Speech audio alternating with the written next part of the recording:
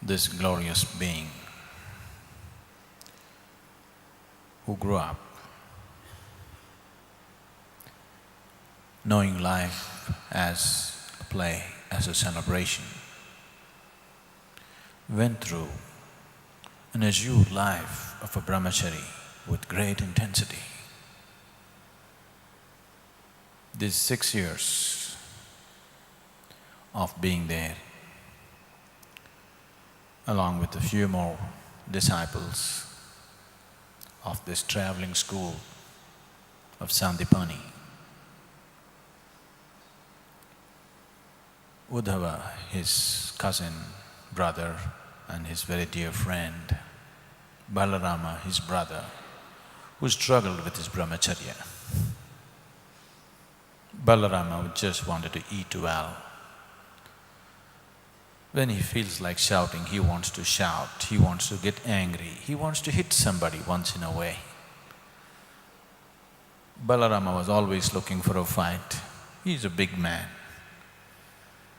And if he does not have a fight at least once a week, he loses appetite for life, not for food. To keep up his zest, he needs a fight.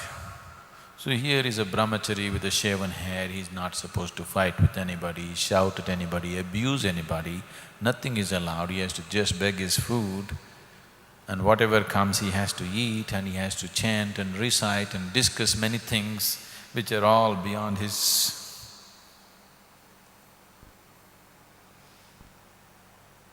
It's not him. But this education he has to go through, and he is always there wherever Krishna is. So Krishna saw his struggle and very graciously reached out to him. He knew Balarama's pride. If he reaches out to him openly, his pride would be too hurt. He wouldn't like to acknowledge that intellectually he is far below Krishna. He wouldn't like that. So Krishna used many methods to make sure that Balarama also learnt. He always pretended as if he has forgotten something, and he would ask Balarama to correct him and somehow help him to remember and learn what he has to learn from the Guru. Balarama knew that Krishna is going out of his way to make him comfortable and not be offended by help, at the same time helping him constantly. But he also maintained the drama and went on. When two people have very close and dear relationships, they can do a certain drama without ugliness to it. Yes, they can do the act well, you know. So, this went on, and 6 years, Sandipani was so tremendously impressed with Krishna's discipleship. This boy who has been prophesied as God himself, the way he gave himself to the Guru and the way he served him and the way he was eager to learn everything that could be taught. Sandipani taught them the Vedas, the Upanishads, the various arts and crafts, above all, the ways of using the arms and also making the arms, which was an important part, that you make your own weapons of certain effectiveness. It is here he learned to make the discus. Sandipani taught him the art of making a discus that you can throw it will do its job and come back to you. Today you've heard of the boomerangs. So, they made the discus in such a way that if they throw it, it will go, take care of the target and come back. So Krishna attained such a mastery. Sandipani's nephew, Svetaketu, was a great expert in this. But Krishna took this discus to a new dimension altogether. Never before another person had used a discus with a devastating impact that Krishna started using this particular weapon. Towards the end of these 6 years, one day they are on the coast in a place called Brigu. Today it's known as Brosh. And he found Sandipani walking on the beach in a very distressed condition, his guru. So Krishna slowly approached his guru and he asked, "Master, what is distressing you like this?" Sandipani looked at him and said, "This is not a time for you to come to me. I need to be alone." And there was a tear in his eye. Krishna said, "No, Master, you must tell me, what is disturbing you like this? What is causing this pain to you? I see in the last 3 days, you have neither slept nor eaten properly. You are just looking across the ocean and there is pain in you." Then Sandipani opened up and he said, "A few years ago, when I came to this place, my son, whose name was Punardatta, who was just a year older than you at that time, he was kidnapped by a certain tribe called Punarjana tribe, Punyajana tribe. The leader of this tribe was called Panchajana. This was a pirate tribe. The Punarjanas owned ships and they moved here and there. Their way was plunder and stealing and even dealing with human cargo. If they found a man or a woman attractive enough, they picked them up and sold them in another part of the world, somewhere else. So they had taken Sandipani's son and disappeared. Sandipani had no means to follow them because you don't know where this pirate goes. You don't know his ways. These are land people, they don't know the sea. So, he said, "I've never been able to forget that day. What I'm saying, probably you do not understand, you're a young man. Only probably when you have a son and you miss him, you will know." So he poured out his heart to him. So Krishna said, "Master, as my Gurudakshina for you, as my tribute to the Guru, I would like to restore your son to you. Please release me from brahmacharya for a year. I will see what I can do." Sandipani said, "What can you do? He's gone across the oceans. We don't know where. We know life only till the coast. What's beyond, we do not know. And he's out and out evil. I don't want you to take such a risky endeavor for my sake." Krishna said, "Please allow me 1 year's break from this brahmacharya. I will make my best effort. This is a Gurudakshina that I want to offer to you." Then Sandipani said, "If something happens to you in this endeavor, how am I going to explain this to Vasudeva and Devaki, your parents? What will I tell them? I cannot allow this." So Krishna said, "There is no problem about that. They know I am the deliverer, I am the savior of dharma. You can just tell them to establish dharma, to bring justice, I have gone. They will be fine with it. Sandipani gave in because the boy was so convincing, and even if he can cling to a straw to get back his son, he is willing to do that. So he gave him the permission. And within a month's time, Panchajanya was to come with his ship to this particular port for his trading. He's constantly… the pirate is moving, he steals from there and sells here, he steals from here and sells there. He only sells his goods, he never buys his goods.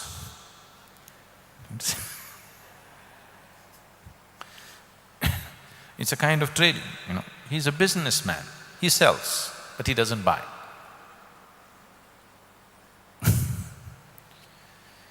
So, this Punarjana tribe, the leader of this Punarjana tribe, Panchajanya, arrived with his ship, anchored it away, and with his boat he came and he started making his deals. All the precious stones and gems and rare herbs and people, variety of people, the kind of people that this land would not have seen. He brings one colored people from there to here and sells them here. He catches hold of some people here and takes them and sells them as exotic breed somewhere else. So, all his trading is going on.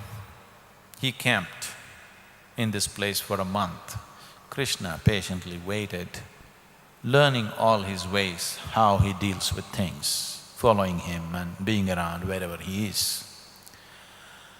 And then they saw he made his final deals, and with his little boat he's going back to his ship.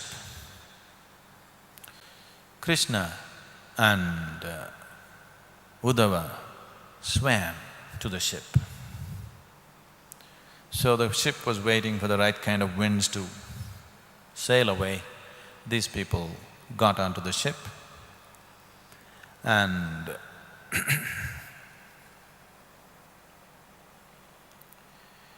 they hid themselves in the ship, but within no time they were discovered. Bikru, the old captain of the ship, the navigator of the ship, discovered them and he asked them, "Who are you? For what purpose are you here?" Krishna put on his disarming smile. He's armed only with his smile, he doesn't carry any arms with him. He put on his disarming smile and said, "We have come here because our brother Punardatta was taken away by you. Wherever you took him, take us also and leave us there in that land. We can't be away from our brother, we want to find our brother." Bikru was very amused by this, but he thought, these are just a couple of local thieves who have come to take something from the ship and go. He said, "You come and sit here in front of me, you should not move." He wanted to make sure that the ship moves into the deeper ocean and see what these boys will do. He thought as it sails, they will get desperate and jump off the ship. So he was very amused and he was watching them and he wanted to see when they will leap off the ship and try to swim back to the land. But the boys just sat there happily looking at him and chatting with him, making inquiries about navigation, where they go, where they come, making small talk. And Krishna asked, "Would you teach me navigation? I would like to learn how to navigate a ship." All this was very amusing for Bikru, who's been navigating this crime ship for a long time. He's never seen anybody sitting there on the deck and smiling at him and making conversation with him. Such a thing has never happened in this place. It's always rob and kill and murder and, that's been his life. This was very amusing, these two young boys making happy conversation with him. And then he thought, there must be something much more diabolical in these boys that he cannot understand, and better not take any risk. So he asked someone to bring a piece of rope and tied up their hands and legs and just put them there in front of him. He didn't want them to get out of his vision for a moment. So lying down there with hands and legs bound, Krishna continued to make enquiries about navigation, what are the stars with which he guides the ship, and he wants to know navigation. But if your hands are bound, you can still learn, You don't need hands to listen, isn't it? Nor do you need legs to listen. They didn't plug their ears. So he continued his conversation. This whole thing was too much for Bhikru. Slowly he started liking the boys. They're so sincere and they just want to know about navigation. This man has been navigating this ship for over 50 years. He said, my father also navigated the same ship. After he died, my uncle navigated this ship and I have been navigating this for 50 years. And for the first time, somebody is showing so much interest in navigation, wanting to know. So, he was a treasury of knowledge about navigation and he got the opportunity to share his knowledge and he went out. Whole night they talked about navigation. By morning they were great friends. But their hands and legs were still tied up. Because the chief of the ship, Panchajanya, is a very hard man.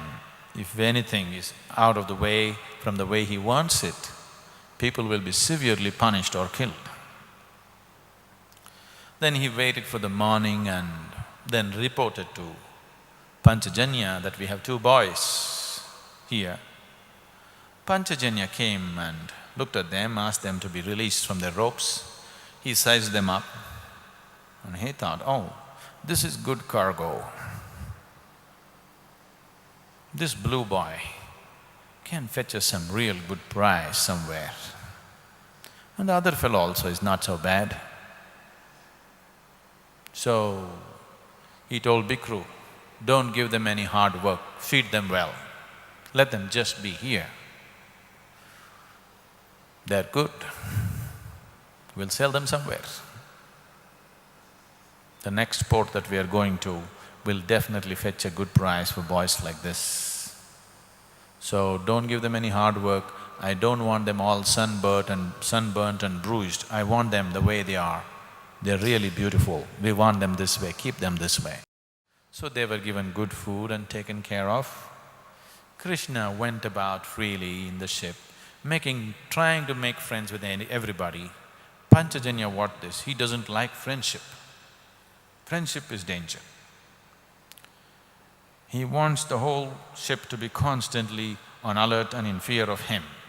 When he saw people started talking to Krishna, laughing with him, then he said, this is too much. He said, you come into my cabin and you must sit in this hold, don't go out. Then Krishna sat with Panchajanya and started long conversations with him. Unwittingly, he couldn't help answering the boys' questions and getting involved in conversations and arguments with him. And constantly with Panchajanya, there were 2 of his bodyguards, huge men, real giant of men. Their names were Hukku and Hullu, huge giant of men, always constantly carried cattle whips. Anybody off the way means they were always punished by this whipping. So, they were always there with Panchajanya, and things were going on like this. So Krishna making inquiries about where is the next destination. So Bhikru told Krishna the next destination is Kaustali. Kaustali is what is now called as Dwaraka, which was an island at one time. And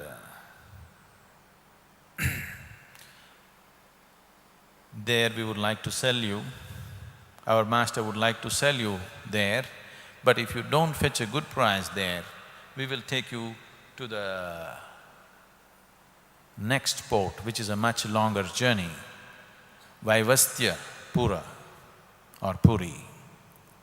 There definitely you will fetch a good price. And that is where we sold Punardatta, Sandipani's son. So Krishna said, that's fine, I would like to be sold there. In the meantime,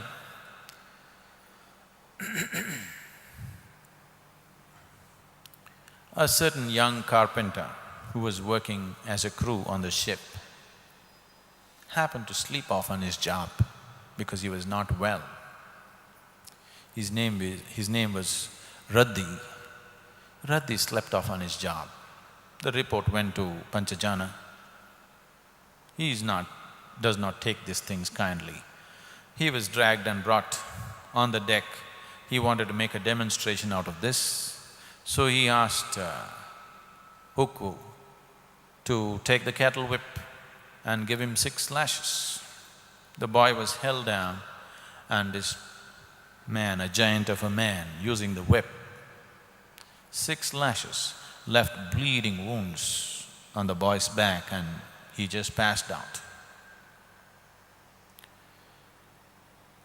Krishna saw this and he just did not like the situation, and the boy was dragged away from there. And in the night, when the night set in, Krishna and Uddhava went there. Krishna took this carpenter boy, Radhi, into his lap and took a cloth where the little quota of drinking water that was given to them, they saved some water. With this water, he cleaned all his wounds and applied some medicine that was available on the ship and sat there with him. Both of them sat there with him till he fell asleep. This was a strange situation on this pirate ship. Never before such a thing had ever occurred, one human being reaching out to another and expressing love and care. Such a thing had never happened on the ship. So all the crew very stealthily came and watched this strange event of one man caring for another. Every man for himself. That's how they've always lived. But these new people, these 2 boys, not caring for what punishment will come to them, which will invariably come. They were nursing this boy, and this young carpenter, Radhi, fell asleep. After he fell asleep, they left. Next day morning, this news just slowly spread around among the crew that something is happening on the ship that has never happened before, that these boys risked punishment for themselves and cleaned his wounds and nursed him and put him to sleep in the night. And another boy of 17, it happened the next day. He happened to steal something, so again he got the same punishment, 12 lashes. His whole back was ripped off. Again that night, Krishna and Uddhava sat up with this boy through the night, cleansed his wounds. Their own drinking water, the small quota that is given, wasting their own drinking water and cleaning these wounds and making him all right. They sat with the boy was in such pain, so they sat with him through the night. Then they realized a huge hulk of a man appeared. Hullu had come. He saw this and he couldn't believe that these young boys dared to sit with this man who's been punished and nursing him. He said, "What are you doing?" Krishna said, "We're just putting him to sleep." He said, "You cannot do such things." Krishna said, "Who says so?" "Our master says so. Panchajana says so. You cannot do such things." Krishna said, "But this is what I do. Somebody is in pain, I reach out. Your master cannot stop this." So Hullu though he's a great hulk of a man, he doesn't have answers for these kind of questions and especially somebody looking at him, smiling and talking. He has no answers for such a face. He's always used to faces, the moment they see him, they're terrorized. Here there's a young boy looking up at him, smiling and talking to him and asking him questions about the fundamentals of his job. He didn't know what to do. He said, "You come with me. Let me take you to the boss. You talk all this with him, it's beyond me." So he took both of them, Krishna and Uddhava, to Panchajana. Panchajana was furious. "What were you doing?" he asked. Krishna said, "We were just helping him to sleep. Is there any problem about that? You don't do such things on my ship." Krishna said, "This is my dharma. Nobody can stop me from doing it. If I see suffering, I reach out. This is my dharma. Nobody can stop me from doing that." Panchajana looked at this boy, "What is this dharma nonsense? Here I am the law on this ship. I say no, no."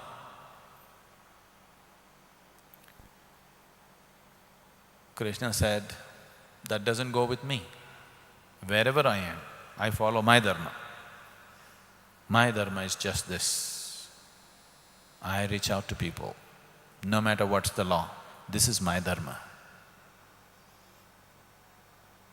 Then Panchajana said, "It looks like you need some treatment."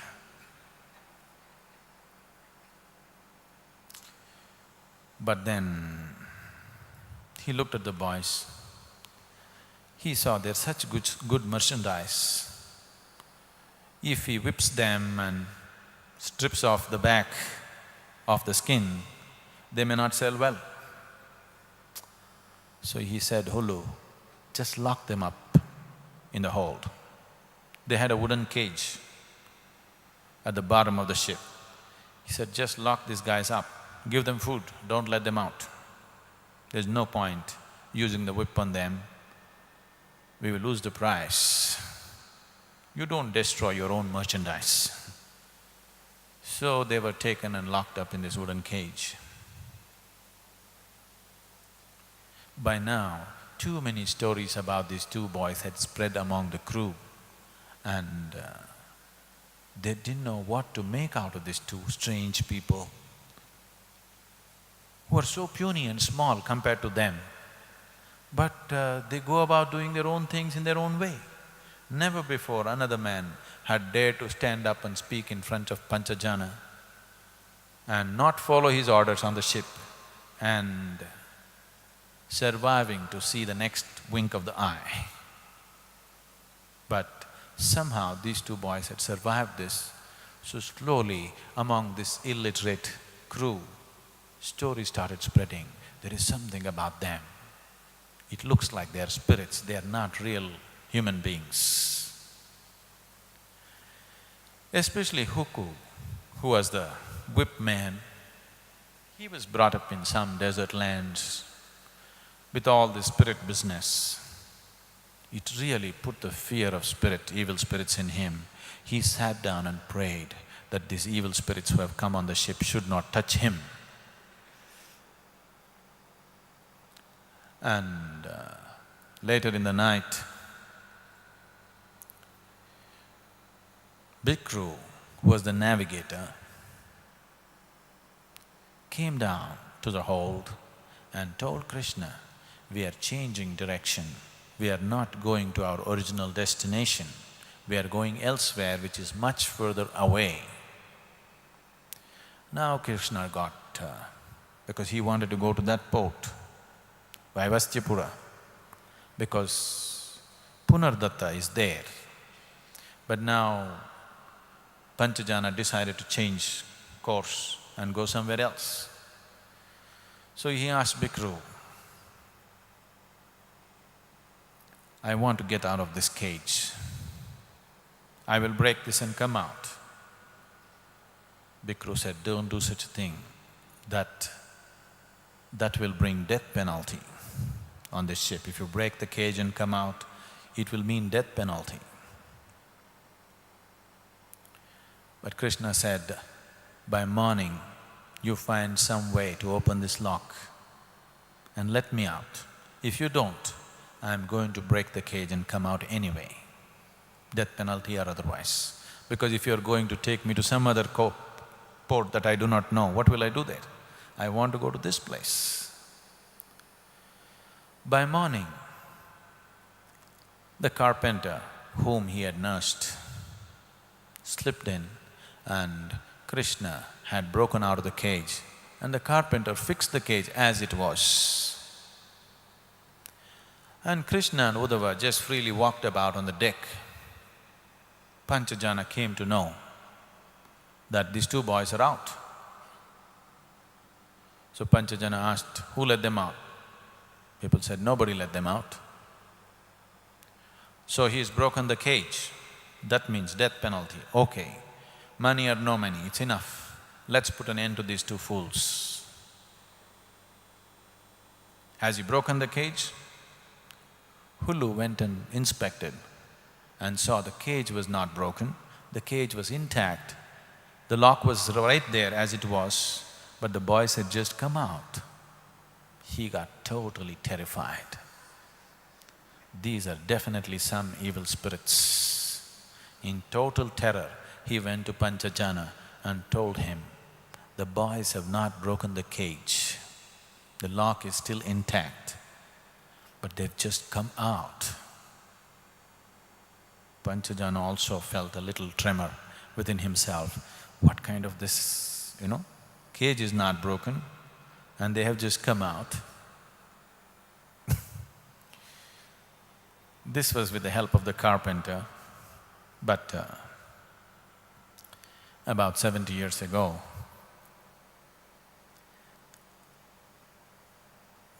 '75 years ago,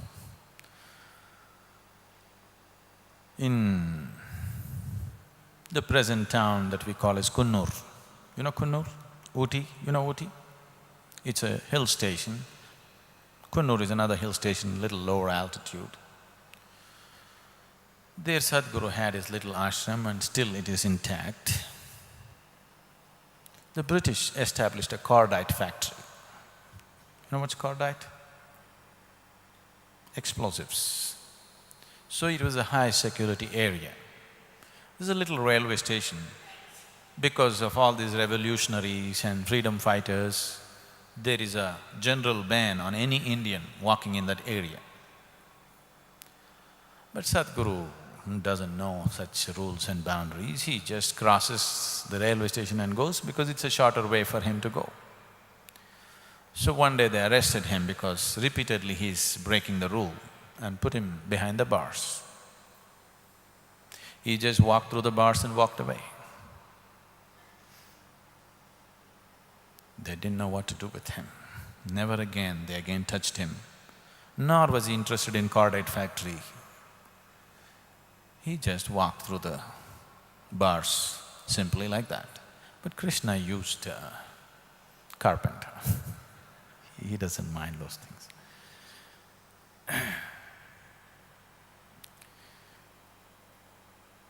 So Panchajana decided that this is spreading a kind of wrong situation among the crew, that the boys need to be punished in front of everybody.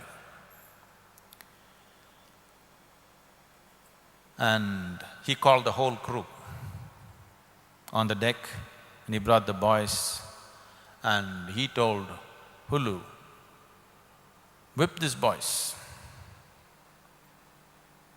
Hulu looked at Krishna. Krishna just smiled at him. He got terrified. This is some kind of evil spirit. He came out of the cage without breaking it, and since he came, he's been doing such strange things. He was so terrorized, he could not lift the whip. He came from a simple desert tribe where so much about the evil spirits has gone into him. Terror took over and he could not use his whip. Then Panchajana saw that things are going out of control. He didn't want the situation to look like Huku or Hulu is not following his instructions. So he said, let me do this personally. Give me the whip. Handling a very long cattle whip needs some skill.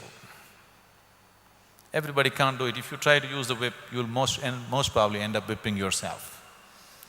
Unless you know how to handle it, it's like doing fly fishing. If you don't know how to do it, probably you'll pull out your eyeball. You won't catch any fish. Similarly, a cattle whip is something that you must know how to use. So Panchajana is not an expert in using a cattle whip. Krishna, right from the time of his infancy, he's lived among cattle. He knows how to use a cattle whip very well. So Panchajana tried to whip Krishna. It didn't really make proper contact, it just left a red welt on his back. Normally this whip will peel off the skin, but it just left a welt on his back. Krishna just caught hold of the end of the whip, took it away and really gave the whipping of his life to Panchajana. This big man was whipped to such an extent, very little of his epithelial stuff was left. He completely whipped him off his skin and he passed out.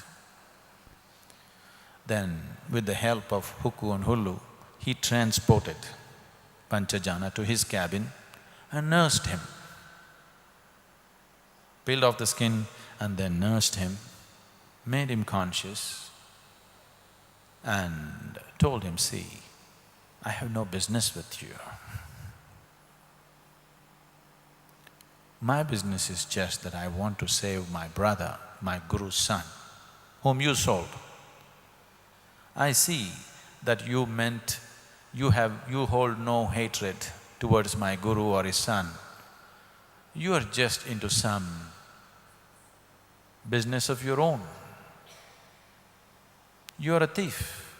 This is your dharma, you are doing it. I am doing my dharma as a disciple. Just drop me on that coast and you go your way.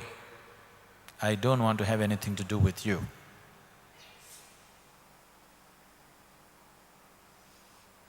But Panchajana is not made that way. He was groaning in pain, but he was burning of the humiliation that he went through in front of his crew, and he knows if he does not do something drastic, nobody is going to take orders from him anymore. He's finished as a captain of the ship. Panchajana had a very fine conch with him, which he always wore around his shoulder. The conch is used as a signal to order and to sail away and these kind of things. Krishna saw this conch. It was a most beautiful conch, perfectly made. And he blew it and saw. It made the most wonderful sound. He's used to conches. Conches were used extensively in India at that time, but this was a very special conch which came out with such a powerful musical tone. Krishna just helped himself with that fine conch of Panchajana and he said, I take this as a gift from Panchajana.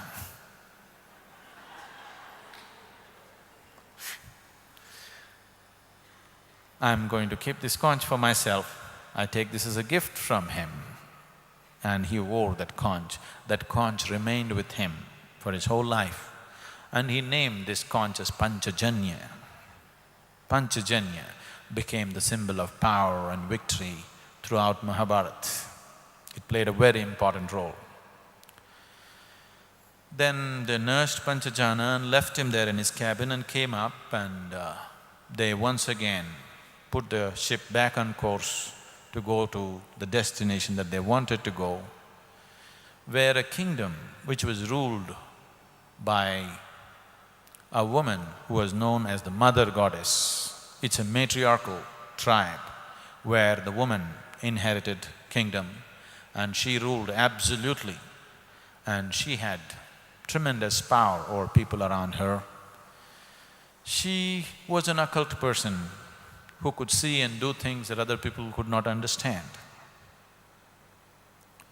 So ship started moving in that direction, and in the night, as they were guiding the ship, by now Krishna had acquired the qualities of navigating a ship, the skill of navigating a ship, and he was handling it himself. Then in the night they found a big figure approached them with a short sword. Then they saw Panchajana coming to attack them. He is a very big man. Fighting with him when he has a sword in his hand would be very difficult. Krishna was just looking for a way out. It looked like the only way out was to jump off the ship to save his life. When he was just about to do that, Hullu, who was a slave of Panchajana for all his life, suddenly came up from behind him, picked up Panchajana and threw him overboard into the ocean. And they continued the journey. A skinless man in the salt water. Not a very… So they went on. They approached the island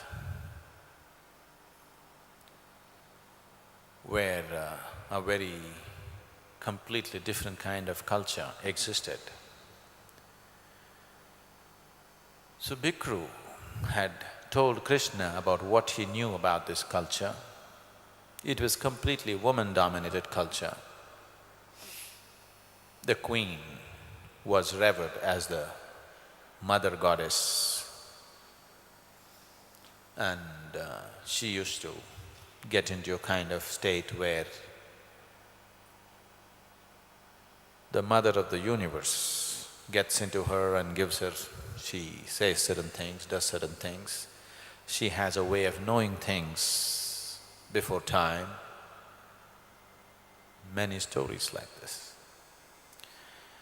Then they came near the island and they went up the river that was joining the ocean, and they anchored their ship, and Krishna sent Uddhava with a few gifts to the officers at the port to announce their arrival to the queen so that with her permission they can disembark. In the meantime, the whole situation in the ship had changed. Krishna went through the whole ship. There was any amount of stolen treasure. He classified it and kept it under lock and took charge of it. He released very generous quota of food to all the crew. They ate much better. He even gave them new sets of loincloths because they were all just wearing tattered loincloths for a long time. And all the punishments were taken off. Hullu and Hukku became like the guards of the ship, minus the whips. Situation changed completely on the ship. Now they were all eager to work for him. They never had such a kind master. Now Uddhava went to the island and made his… offered his presence and said, Krishna, the son of Vasudeva, has come. He needs permission to land. And then after some time he came back with a middle-aged woman who looked like she's of some prominence, dressed only with a small golden girdle to cover her nakedness and lots of necklaces and bangles. She came and she boarded the ship and invited Krishna to come and enter their city. So Krishna and a few others got into the one more boat and followed this. Landed, when they landed, the crown prince and the princess and her sister. The crown princess was known as Larika, her sister was Asika, and a fine young man who was the crown prince. On the way, in the little boat, Uddhava warned Krishna, when you go there, you offer your respects only to the woman. She is the one who matters. The crown prince will be there, but he doesn't matter, it is she who matters. So you deal with her properly. So the normal greetings and other things happened. All the women were dressed with just a simple golden girdle around their waist to cover their nakedness, and this princess was an exquisitely built woman, and her sister was more slender and beautiful. He just noticed everything that is around him, and most of the soldiers were women, armed and guarding the place, and there were men soldiers much further behind. He took note of everything because people had told him that those who get off on the island never come back again. So there was a jetty which leads on to a few fishing boats were there, and this jetty was tied to the shore. So he took note of all the arrangements that are there, the security, and got off, paid his respects. And he was taken to the queen. So as he entered the palace and went into the inner parts of the court, a very dignified-looking man came with a short sword by his side, and he was introduced as the king. Then he took them along to the queen. There was just fire burning, and when he went and stood there, suddenly the flames grew in size, taller than a man's height, and from that fire, this queen walked out of this. Before he landed there, Uddhava had already told Krishna, even before you arrived, the queen had divined that you will come here. She knows your name, your details, where you come from, and she knew that on this day you will come. She has the power of our sages. She is able to see the future. She had already told the people that you are coming. So Krishna was little wary dealing with this woman. She came out of the flames and she welcomed them, and they were asked to be taken to their quarters. The younger girl, Asika, immediately got deeply attracted to Krishna and nuzzled up to him. Their language is different. Krishna does not understand their language, nor do they understand the Aryan language that these people are speaking. But the crown prince was translating everything with perfect understanding of both the languages. Krishna saw his mastery of both the languages, and then he announced to the king and the crown prince that I have come here as a representative of my guru, Sandipani. And he watched. Suddenly there was fear on the crown prince's face and he was disturbed. Immediately Krishna knew this is the boy. So he set up his plans to somehow get him out of this place.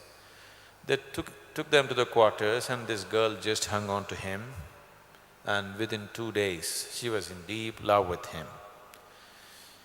Krishna had a hard time keeping her off because these are known as Naga Kanyas, serpent women. So all these women just wore a simple golden girdle to cover their nakedness and wore, according to their stature, either ruby or sapphire carved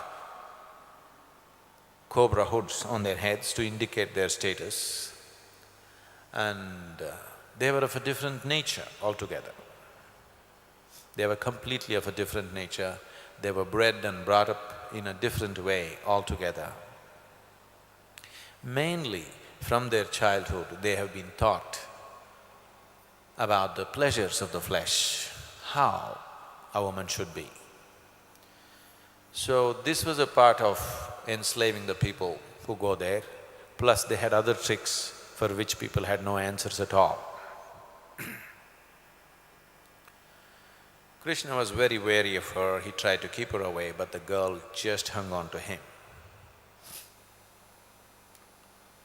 Then he tried to get Punardatta, his master's son, who has become now the crown prince of this place, aside and told him, "I have come here to take you home. Your father has not spent a single day without thinking about you, he's eating his heart out. You must come back." Punardatta said, "I was living in the comfort that by now my father would have forgotten me. Now you have come and disturbed me. But there is no way I can come back." Krishna asked, "Why?"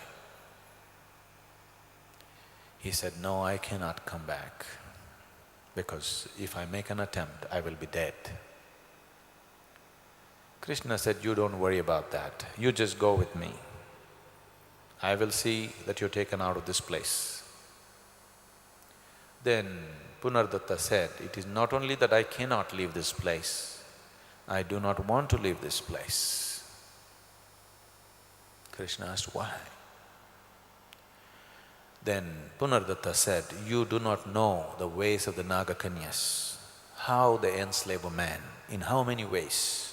There are some that I know, there are some that I just don't understand. All I know is I am so deeply enslaved to this, I cannot go. I have no way of leaving this place. At the same time, I constantly live with the mortal fear of being killed. Because the tradition of this place is, if a new man comes, they will have a festival of choice. Festival of choice means this crown prince has to fight the new man who has come to the island. If he wins, he continues to be the princess's husband and the crown prince. If he dies, the new man will become the husband and the crown prince. So this has been happening continuously. Till now, I have killed 3 men who have come on the island.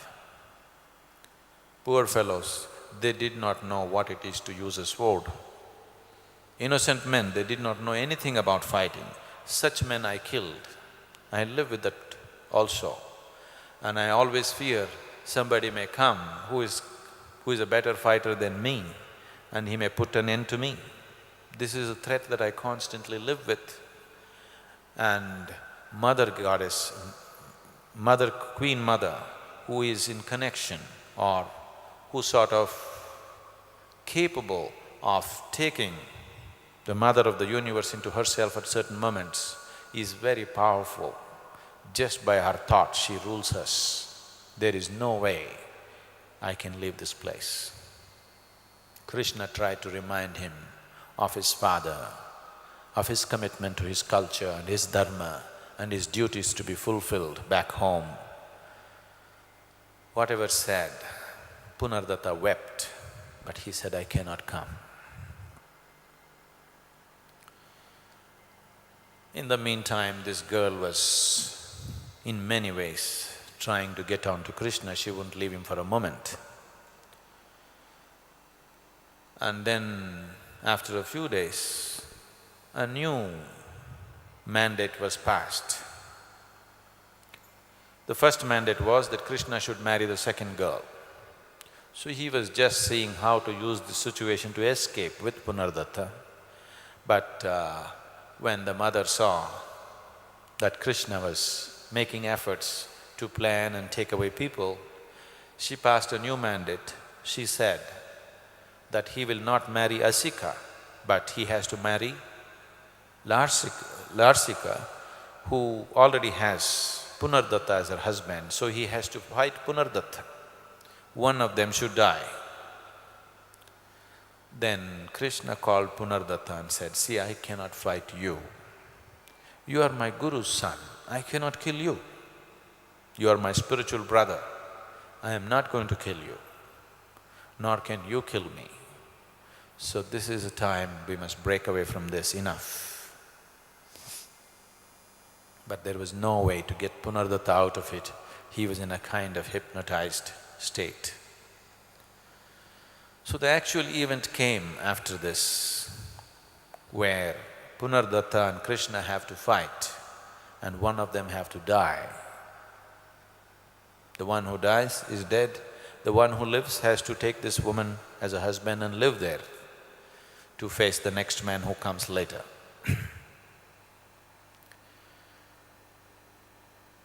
So Krishna made certain arrangements. He had Hukku and Hullu, the big men who were used to whipping people. He placed them at strategic places. He had Uddhava and a few other men from the ship placed at certain places to cut the jetty and let it float in the ocean when the time came. So initially, Punardatta and Krishna got into the arena. A whole drama was created and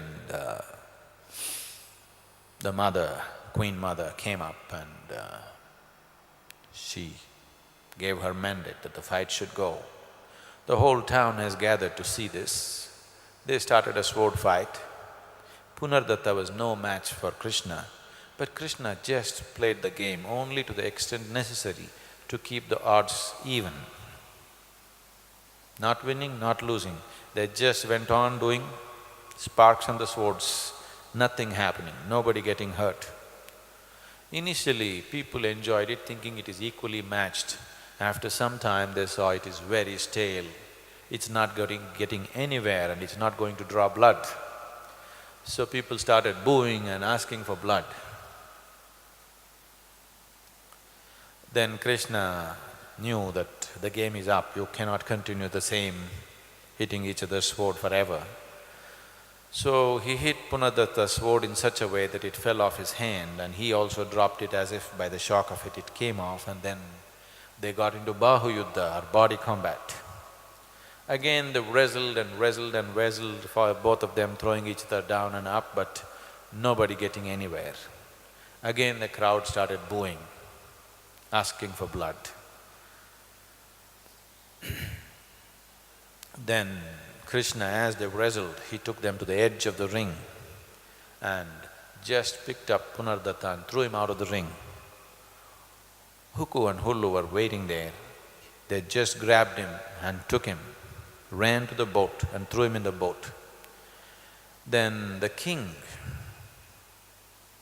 the queen's husband, who was the king, was given the position of… he was known as the Lord of the Death. Any execution that needs to happen, that the queen orders, is always conducted by the king as a ritual process. So the queen ordered, execute the man.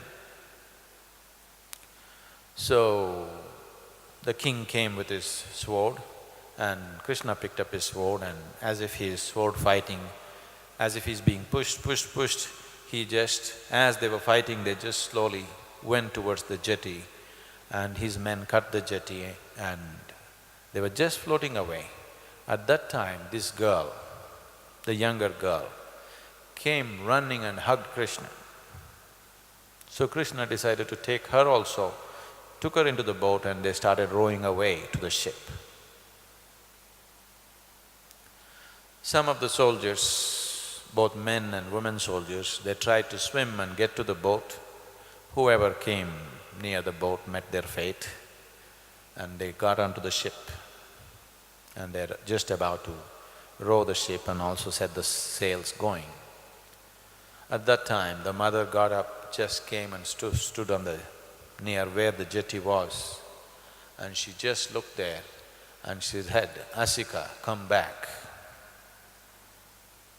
Suddenly this girl who was all in love with Krishna, just went into a trance-like situation and she just took a step, jumped overboard and started swimming back to the island.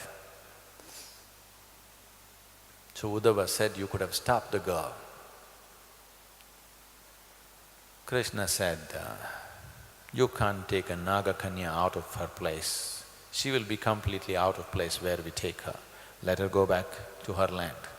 So he caught hold of Punardatta and came back and presented him to his father as the Gurudakshina.